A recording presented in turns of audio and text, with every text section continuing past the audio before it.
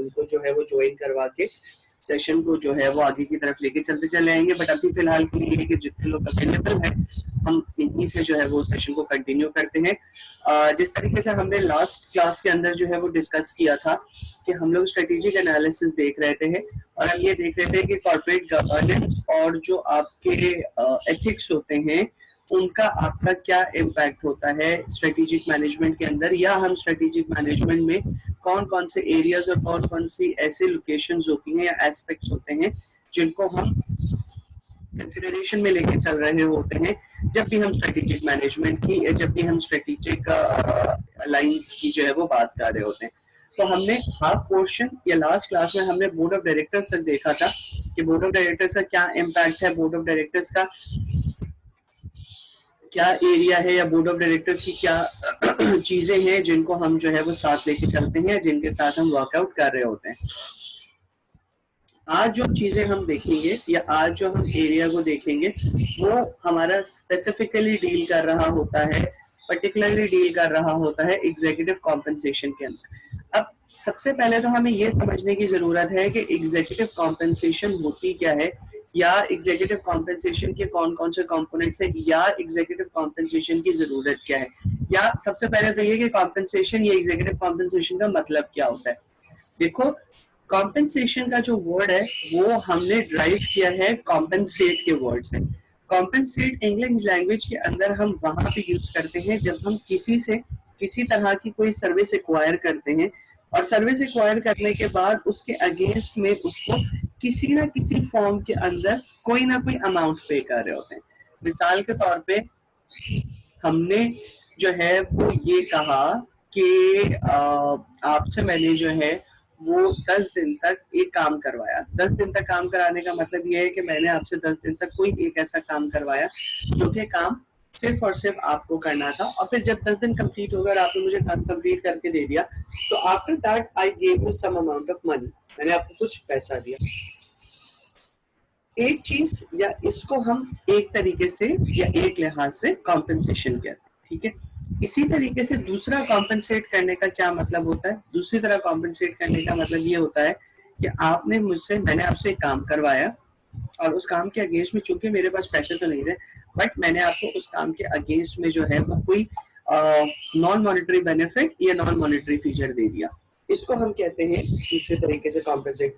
Normally compensation जो हमारा होता है वो हमारा परफॉर्मेंस ड्रिवन होता है, यानी हम परफॉर्मेंस के थ्रू ड्राइव करते हैं कि हमें सामने वाले को कितना कॉम्पेंसेट करना है, कितना कॉम्पेंसेट नहीं करना। एक सारी बड़ी सिंपल सी एग्जांपल इसकी है, आपके तमाम के तमाम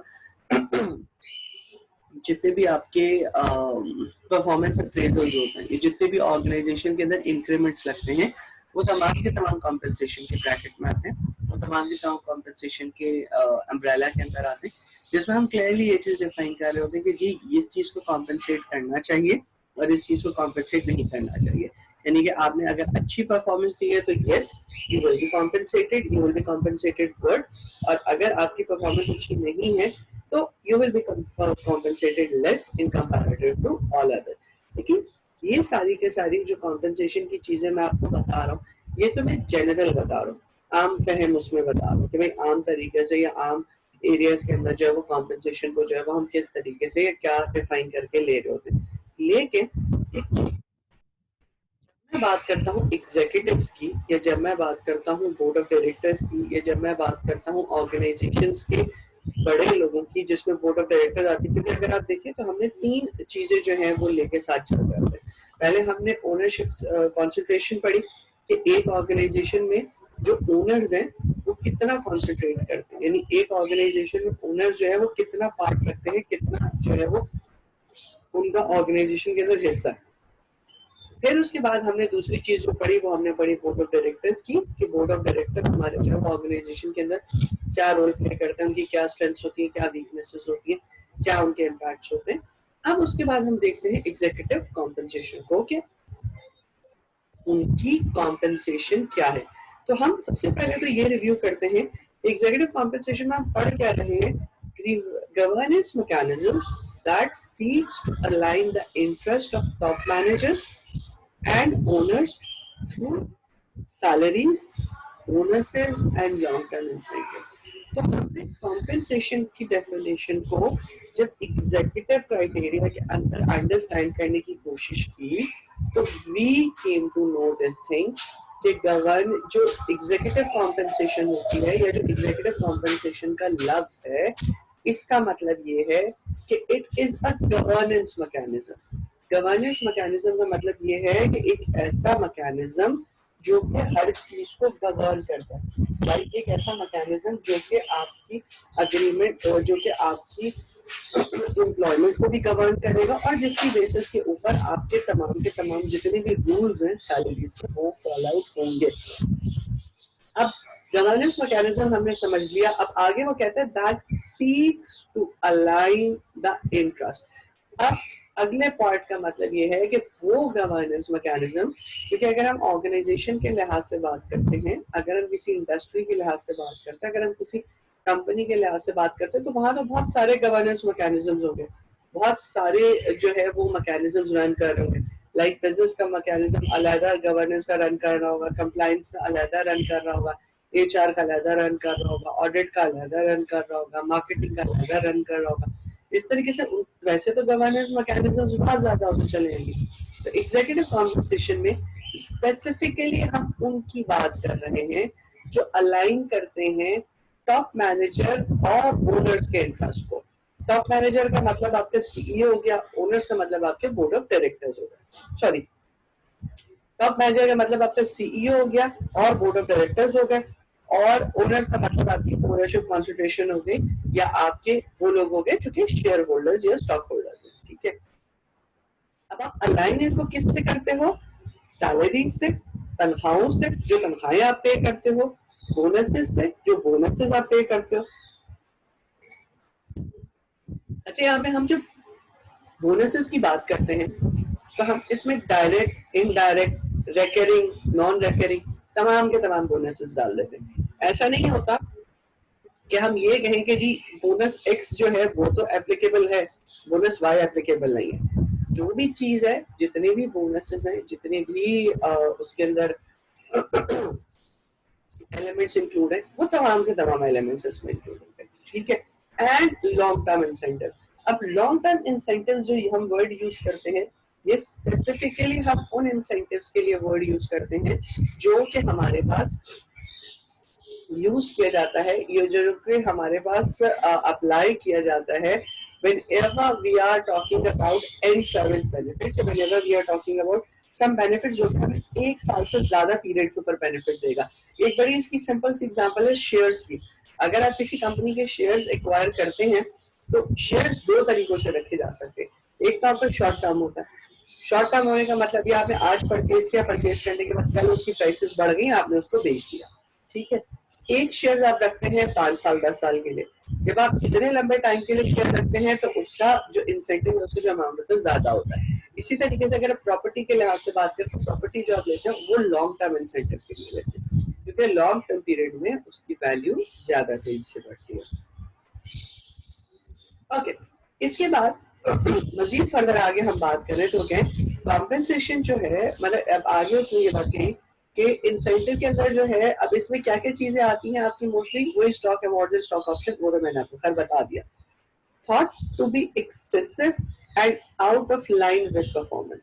इनिशियली क्या होता था या शुरू में लोग इसको क्या प्रिज्यूम करते थे,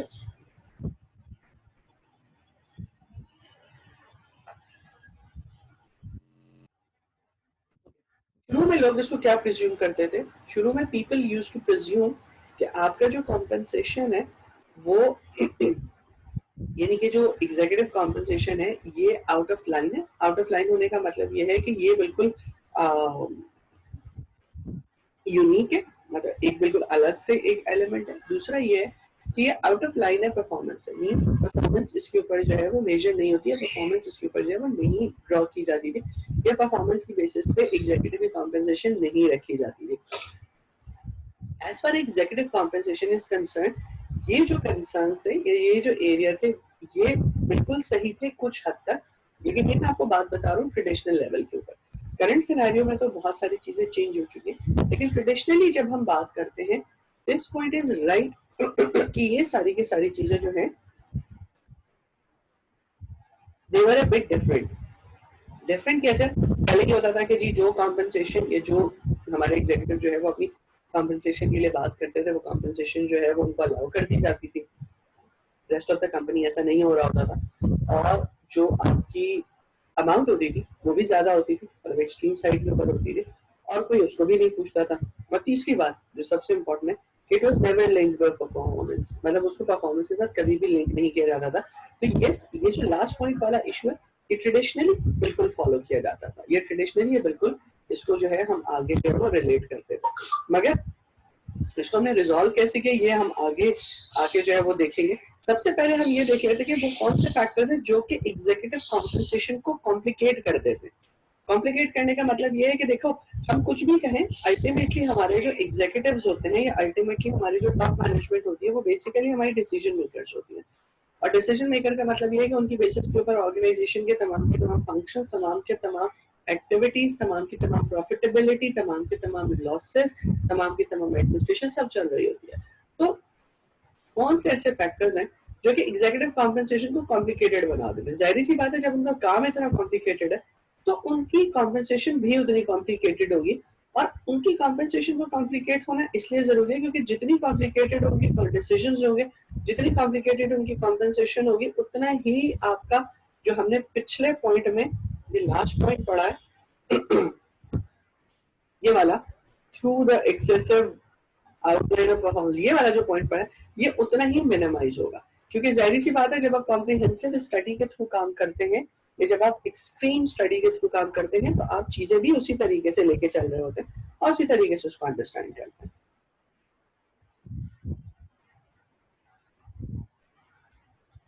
ओके जी, सबसे पहली चीज जो एग्जीक्यूटिव कॉम्पनसेशन को कॉम्प्लिकेट करती है वो ये करती है कि strategic decisions bye top level manager और कॉम्प्लेक्स। ये बात अभी हमने कही कि जी वो कॉम्प्लेक्स होता है, बिल्कुल मान लिया। नॉन रूटीन, वो रूटीन के भी नहीं होते। अब रूटीन और नॉन रूटीन में क्या फर्क है? रूटीन का मतलब ये है कि मैंने आपसे ये कहा कि जी 5,000 से ऊपर के जितने भी बिल्स हैं वो आप मेरे साइन के बगैर जो है वो एग्जीक्यूट कर दें। मैं आपको ये चीज लिख के दे दी, ठीक है? अब जितने भी बिल आपके 5,000 के अंदर अंदर होंगे, आप वो सारे के सारे बिल उठाएंगे, उठाएंगे और उठाने के बाद आप उसको रेगुलरली जो है वो एग्जीक्यूट करते चले जाएंगे। मतलब क्योंकि वो बिल 5,000 के अंदर अंदर होता है, तो आप क्या करेंगे, आप वो देखेंगे, बिल देखेंगे, उसकी रिसीट्स देखेंगे। रिसीट्स देखने के बाद आप उन बिल्स को जो है, चूंकि आपके पास पावर है, तो आप उन बिल्स को जो है वो एग्जीक्यूट करेंगे, साइन करेंगे और डिस्बर्स कर देंगे, बिल पे हो जाएगी, ठीक है? ये तो हो गया नॉर्मल रूटीन। अब आपके पास सपोजिटली ऐसा सिनेरियो है कि आपके पास बिल आ गया 7,000 का, अब आप क्या करेंगे? इस तरह की जो सिचुएशन होती है, ये हमारे पास जो कहलाती है, वो हमारे पास कहलाती है नॉन रूटीन सिचुएशन। अब नॉन रूटीन तो एक बात हो गई, एक चीज हमें समझ लीजिए जी कि जो कि हमारे रूटीन से हटकर है, जो कि हमारे डेली ऑब्जेक्टिव या डेली टारगेट से हटकर है। नेक्स्ट चीज जो हमसे हमें बात की हुई है कि and affect the firm over N extended period. और एक तो नॉन रूटीन हो गया, और एक ऐसे डिसीजन, और वो डिसीजन जो कि आपकी फर्म को एक्सटेंडेड पीरियड तक जो है वो इम्पैक्ट करते रहेंगे। अब एक्सटेंडेड पीरियड तक इम्पैक्ट करने का क्या मतलब है? एक्सटेंडेड पीरियड के इम्पैक्ट करने के आप इस तरीके से समझ लें कि आपने एक जगह के ऊपर घर परचेज करना, ठीक है? अब ये बड़ा क्रिटिकल डिसीजन, अगर आपने घर जहां पे आपने घर परचेज करना है, अगर आपने जो परचेजिंग की, if that purchasing went good, अगर वो परचेजिंग आपकी सही हो गई, तो it will give you a benefit of a life time, वो आपकी पूरी जिंदगी के लिए जो है वो बेनिफिशियल होगा। लेकिन अगर वो आपका डिसीजन गलत हो गया, तो वो लाइफ टाइम तक जो है आपका जो है वो इम्पैक्ट जो है नेगेटिव डाल देगा या आपके लिए एक प्रॉब्लम क्रिएट कर देगा।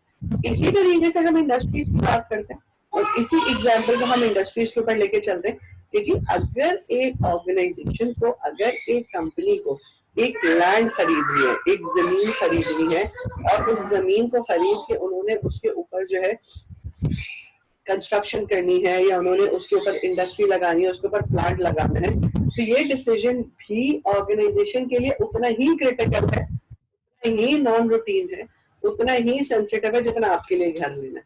बस फर्क थोड़ा सा ये है कि आप जो घर परचेज करेंगे उसकी अमाउंट कंट्रोल्ड है, कंट्रोल में मतलब आपके एक्सपेंस के में, पर जब मैं एक फर्म की बात करता हूँ तो उसकी अमाउंट बहुत ह्यूज होती है। ठीक है, तो एग्जीक्यूटिव कॉम्पेंसेशन के अंदर एक मसला ये होता है कि आपका जो एक फर्म का डिसीजन होता है या जो आपके स्ट्रेटेजिक डिसीजंस होते हैं टॉप लेवल मैनेजर्स के, वो इफेक्ट कर रहे होते हैं ऑर्गेनाइजेशन के एक्सटेंडेड पीरियड के लिए, रेकरिंग टाइम पीरियड के लिए, मतलब बहुत लंबे टाइम 10 साल 20 साल तक के लिए इफेक्ट करता है। और जैसे जो प्रॉपर्टी परचेज कर रहे हो 1 साल के लिए तो नहीं करेंगे, एटलीस्ट बीइंग अ फर्म हम ये कहते हैं कि एटलीस्ट 15 साल तक तो वो वहां पे रहेगी, वहां तक काम करेगी, making it difficult to assess the current decisions effectiveness. Yes, अब ये एक बात इन्होंने जो है वो बड़ी एंड पे कंक्लूजन दिया और अच्छा कंक्लूजन दिया कि जी सारे के सारे जितने भी डिसीजंस होते हैं उन सारे के सारे डिसीजंस की इफेक्टिवनेस को करंट सिनेरियो में इम्पैक्ट करना या करंट सिचुएशन के अंदर डिसाइड करना कि जी इफेक्टिव है या नहीं, ये मुश्किल है। मतलब जो भी स्ट्रेटेजिक डिसीजन है जो कि टॉप लेवल मैनेजर ने अभी लिया है उसकी अभी के अभी जो है डिसाइड करना कि जी ये इफेक्टिव है या नहीं है, ये मुश्किल है। अब इस चीज से क्या मतलब है या इस चीज को हम किस तरीके से डील करते हैं। सपोजिटली हम ये कहते हैं कि जी एक कंपनी थी, उसके सीईओ ने ये कहा, अब हम इसी पर्टिकुलर कॉम्प्लिकेटेड या इसी पर्टिकुलर जो कॉम्प्लिकेटेड सिचुएशन है इसको हम लाइव एग्जांपल्स के अंदर देख लेते हैं कि किस तरीके से हम ये बात कर रहे होते हैं। सपोज कर लेते हैं कि कंपनी एक्स थी जो कि एक बहुत बड़ी कंपनी थी, उस कंपनी के सीईओ ने और बोर्ड ऑफ डायरेक्टर्स ने ये डिसाइड किया कि लेट्स टेक ओवर कंपनी ए। एक कंपनी थी छोटी, ए को जो है हम टेक ओवर कर लेते हैं। अब टेक ओवर हमें किस तरीके से करना है, हमें आइदर मर्जर के ऊपर जाना है या हमें एक्विजिशन लेना है। अब ये एक चीज डिसाइड किसने कर दी, स्ट्रेटेजिक लेवल पे हमने उनको ये कहा कि जी हम इसका अपने साथ मर्जर कर लेते हैं ताकि हमारे पास लायबिलिटीज कम से कम आ जाए, ताकि हम जो इसके स्टॉक ऑप्शंस हैं या ताकि जो भी हमने इसको पेमेंट करनी है वो हम इसको पेमेंट कर दें, जो भी इसके एसेट्स वगैरह हैं, और हम उसके अगेंस्ट में इसको एक्वायर कर लें। ठीक है, अब पहला सवाल जो इस पॉइंट के मुताबिक कॉम्प्लिकेट करता है, क्या ये डिसीजन सही है या गलत है, इसकी इफेक्टिवनेस आप कैलकुलेट नहीं कर सकते। ठीक है, ये डिसीजन बहुत बड़ा डिजास्टर भी हो सकता है, ये डिसीजन बहुत बड़ी सक्सेस भी हो सकता है। चलो हमने सपोजिटली हमने ये कहा कि ठीक है हमने एक्वायर कर लिया। अब एक्वायर हमने जो है उसको अपने पास मर्ज कर लिया। अब मर्ज हमने कर लिया, अब मर्ज करने के बाद हमने उसकी रिसोर्सेज को भी टेक ओवर कर लिया। हमने स्ट्रेटेजिकली उसकी रिसोर्सेज इसलिए टेक ओवर की क्योंकि हमने ये कहा कि जी जो कंपनी ए है उस कंपनी की जो नेटवर्किंग है या उस कंपनी की जो ऑफिस एलोकेशन है वो पूरे पाकिस्तान में हर जगह है। ठीक है, ये हमारा स्ट्रेटेजिक डिसीजन हो गया जी, चूंकि फिर हमें जो है ऑफिसेज अपने नहीं बनाना पड़ेगा, यानी कि एडमिनिस्ट्रेटिव कॉस्ट हमारी कंट्रोल हो जाएगी, तो इसलिए हम इस जगह के ऊपर इस कंपनी को अपने अंदर मर्ज कर लेते हैं। ठीक हो गया, आपने ये कह के उस कंपनी को अपने अंदर मर्ज कर लिया। बट हाई लेवल के ऊपर ये डिसीजन कॉम्प्लेक्स भी हुआ। ठीक है, कॉम्प्लेक्स इस तरीके से हुआ कि you have to take every nitty gritty, हर एक छोटी से छोटी चीज और एक बड़ी से बड़ी चीज को आपको जो है वो फोकस में रख के लेके चलना। तो इसलिए यस ये कॉम्प्लिकेटेड, ये एक मुश्किल जो है वो एलिमेंट भी हुआ कि आपने कहा कि हाँ जी ठीक है ये एक मुश्किल काम है, हम इसको इतने आराम से जो है वो नहीं कर सकेंगे। ठीक है, एक तो कॉम्प्लेक्स हो गया। दूसरी बात ये नॉन रूटीन है, आप हर रोजाना कंपनी को एक्वायर नहीं कर रहे होते, आप हर रोजाना कंपनी को मर्ज नहीं कर रहे होते। आपकी कंपनी जो एक्वायर होती है वो 10 साल में, 20 साल में, 30 साल में एक दफा एक्वायर होती है, कभी कभी तो इतने टाइम पे भी होती है, इससे ज्यादा टाइम दे देते। तो नॉन रूटीन हो गया। कंपनी को एक्सटेंडेड पीरियड के लिए फॉल करेगी, बिल्कुल करेगी। अगर सक्सेसफुल हुआ तो एक्सटेंडेड पीरियड में पता चल जाएगा, अगर नॉन सक्सेसफुल हुआ तो भी एक्सटेंडेड पीरियड के अंदर पता चल जाएगा। मिसाल के तौर पर हमने जो बिल्डिंग्स की, हमने जो एसेट्स की वैल्यूएशन की थी, हमने जो कहा था कि इनके ऑफिस से हमें फायदा होगा, हमें वो डिजायर्ड फायदा ही ना हुआ। डिजायर्ड फायदा होने का मतलब ये है कि हमें फिर भी उसके ऊपर जो है वो खर्चा करना पड़ा, फिर भी हमने उसके ऊपर जो है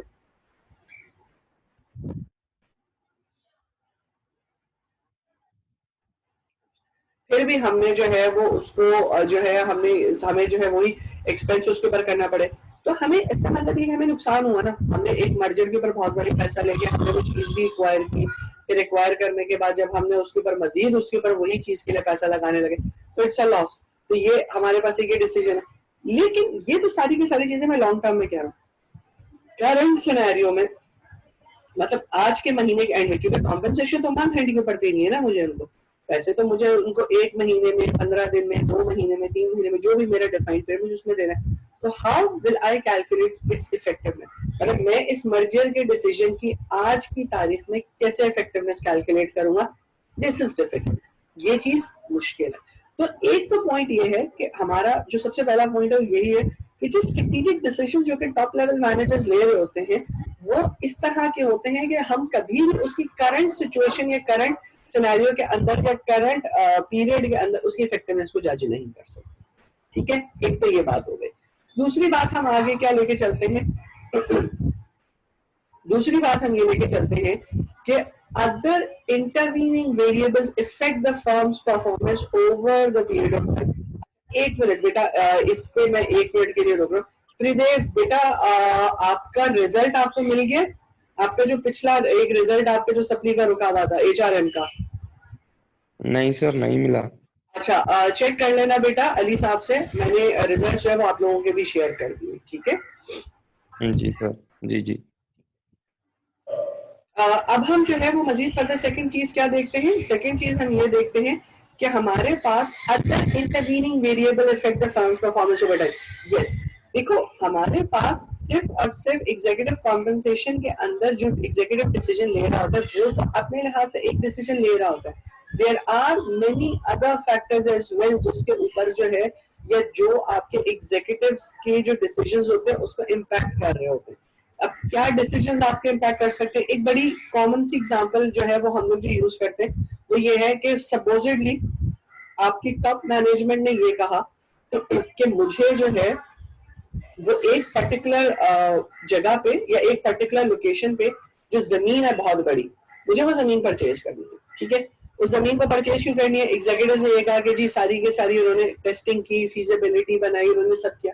उन्होंने ये कहा, प्रोजेक्ट उसको देखा, उन्होंने कहा कि जी ये जमीन हमारे लिए सबसे ज्यादा सूटेबल है क्योंकि हम यहाँ से ट्रांसपोर्टेशन भी करीब है, रॉ मटेरियल भी हमें करीब पड़ रहा है, हमें जो है वो जो हमारी इंडस्ट्री है उसका एक्सेस भी हमें करीब से होगा, हमारी जो मार्केट है जिस मार्केट को हम टारगेट करना चाह रहे हैं उसका एक्सेस भी हमारे पास करीब है। इन शॉर्ट ये जमीन हमारे लिए सबसे ज्यादा आइडियल है।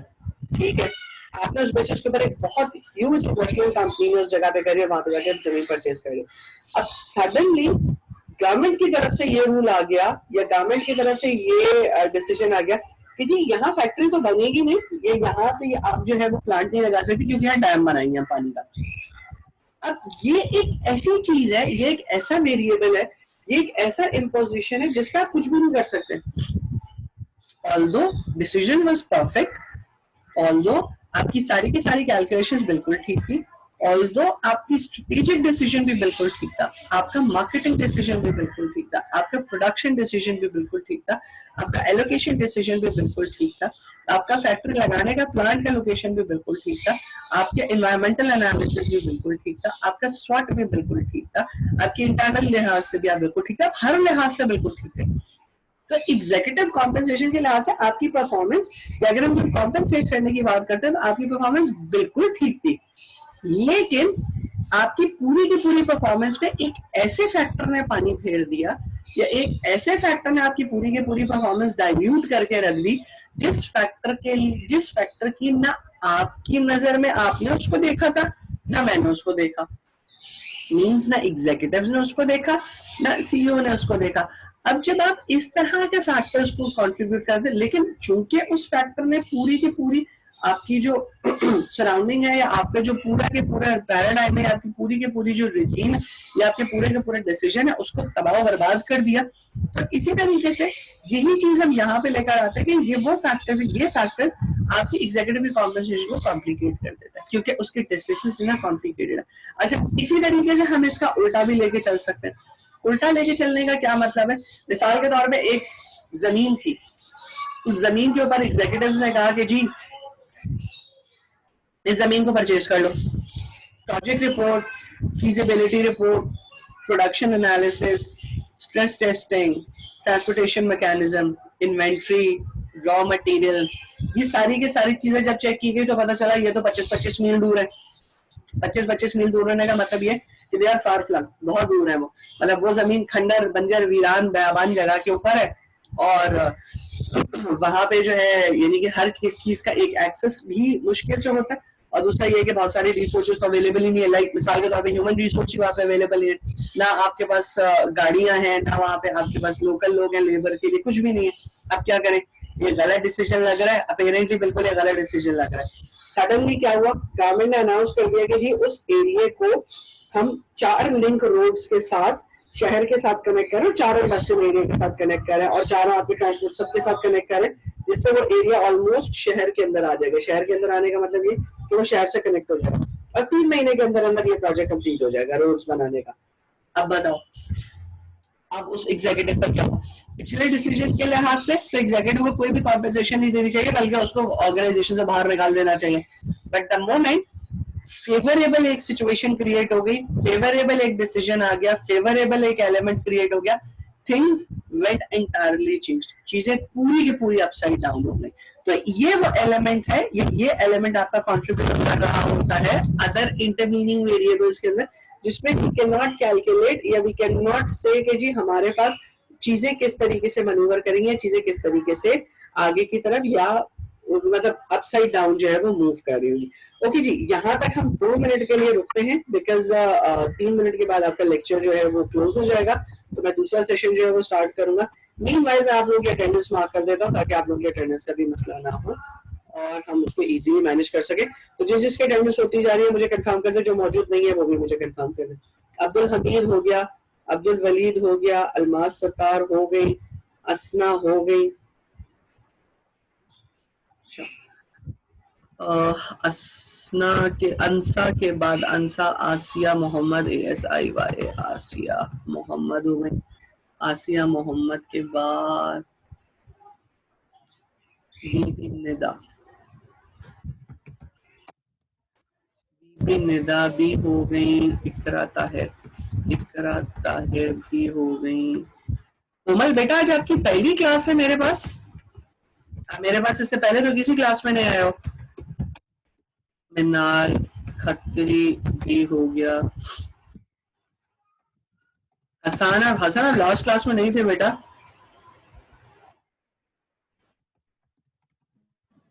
जी सर मैं लास्ट क्लास में नहीं था, मेरी तबीयत खराब थी सर। अच्छा चलो ठीक है, आप तबीयत कैसी है? अल्हम्दुलिल्लाह सर। चलो मुस्कान मंसूरी हो गया, मुस्कान मंसूरी पर निदा सत्तार है, निदा सत्तार के बाद कुमार है। तो जीशान आएगा या नहीं आएगा? नहीं सर उसकी प्लान नहीं है, मेरी अभी उससे बात हुई थी। अच्छा चलो यार, तुम लोग कोशिश करके अगर तुम लोग मोबाइल नेटवर्क से इतनी देर के लिए आ जाओ 10-15 मिनट के लिए कि ताकि तुम लोगों की अटेंडेंस मार्क हो जाए, तो तुम लोग ये देख लो लेक्चर से तुम लोगों को मिल जाएंगे, लेक्चर्स का मसला नहीं है, तुम लोग के लिए अटेंडेंस का मसला ना हो जाए, मैं इसलिए कह रहा हूँ। और ये सबके लिए है कि अगर आप लोग थोड़ी देर के लिए भी आ जाओ तो एटलीस्ट आप लोग की अटेंडेंस तो मार्क हो जाएगी ना। जबार अली खान हो गया, माहीन हो गई,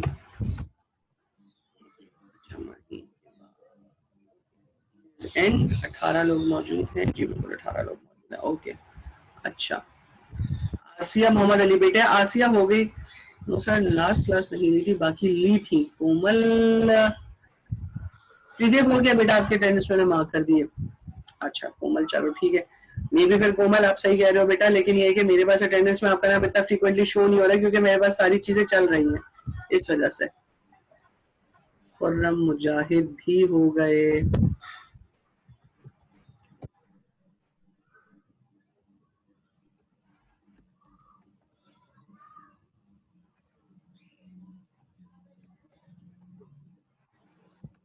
ओके बेटा मैं ये सेशन क्लोज कर रहा हूँ। अब इसके बाद मैं नेक्स्ट सेशन दोबारा से सेशन ओपन करूंगा तो फिर जो है उसको हम रिस्टोर कर लेंगे। जी माहिम बेटा आपकी भी हो चुकी है।